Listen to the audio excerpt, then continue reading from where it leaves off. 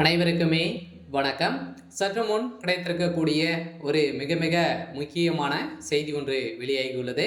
சற்று முன் ஸ்டாலின் கதை முடிந்தது, சபரீசனை டெல்லிக்கு தூக்கிய போலீஸ், இது மாதிரி வந்து பார்த்தீங்கன்னா செய்திகள் வந்து வெளியே இருக்குது. சமீப காலத்துலேருந்தே திமுகவுக்கு மீண்டும் மீண்டும் நிறைய சிக்கல், நிறைய பெரிய வந்து பார்த்தீங்கன்னா தலைவலியாகவே முதல்வர் ஸ்டாலின் அவர்களுக்கு வந்திருக்கு.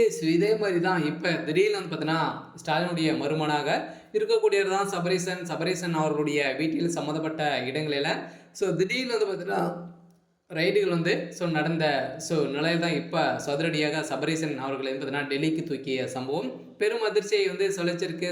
முதல்வர் ஸ்டாலினுடைய கதை ஒட்டுமொத்தமாக முடிய போகுது. ஏன் அப்படின்னு பார்த்தீங்கன்னா சபரீசன் அவர்கள் வந்து ஒரு திமுகவுடைய ஒரு முக்கிய புள்ளியாக இருக்கா இல்லையா?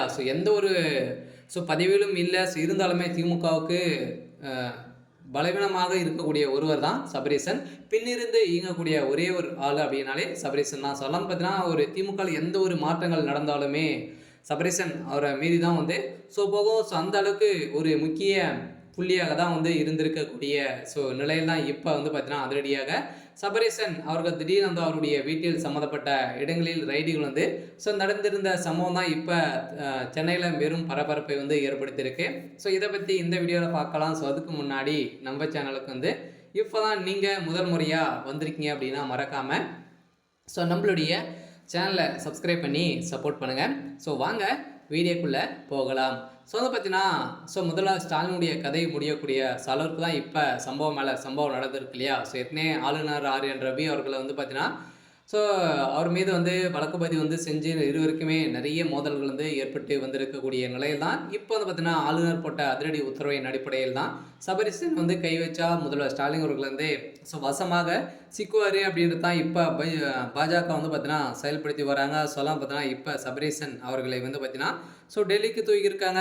எந்த நிலையில் தான் அவருக்கு சம்மந்தப்பட்ட வீடுகளிலும் அவருடைய மகள் வீடுகளிலும் பார்த்தீங்கன்னா ரைடுகள் வந்து தனித்தனியாக வீடு இருக்குது. பார்த்தீங்கன்னா அவங்களுடைய வீட்டில் சம்மந்தப்பட்ட நிறுவனங்களிலும் ரைடுகள் வந்து நடந்திருக்கக்கூடிய நிலையில் தான் இப்போ அதிரடியாக சபரீசன் அவர்கள் வந்து கைது செய்யப்பட்டிருக்காங்க. கைது செய்து இப்போ அமலாக்கத்துறையின் கஸ்டடியில் தான் பார்த்தீங்கன்னா டெல்லிக்கு தூக்கியிருக்காங்க. டெல்லியில் வைத்து விசாரணை நடத்திருக்கக்கூடிய நிலை வந்து உருவாகிருக்கு. அவர் வாக்குமூலம் கொடுத்தாரு அப்படின்னா கோபாலபுரமே ஒரு பெரும் சிக்கலில் தான் வந்து சிக்குவாங்க.